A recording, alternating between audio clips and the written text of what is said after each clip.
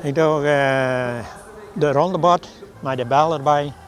Mijn collega zit Bauma. En we houden elke ronde bij en op die moeten ze de bel krijgen.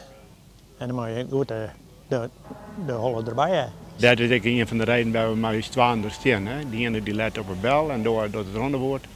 En je houdt een andere bal in de gaten dat er niks fout gaat.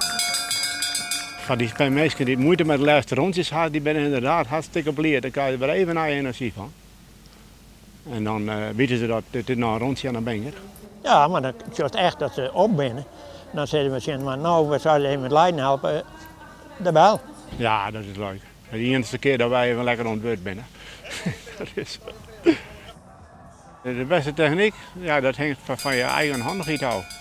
Maar je moet mooi los vasthouden en dan goed kling weer letten. Net als strak onder het touwtje lopen.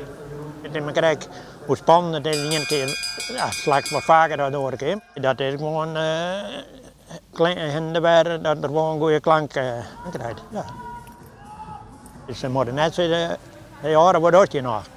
En zolang ik het naar het maken, word ik er mee terug in. Ja. Ik blijf er nog aan het plezier aan en ik hoop dat ik die keuze zelf maken kan. Maar daar ben ik nog net mee bezig.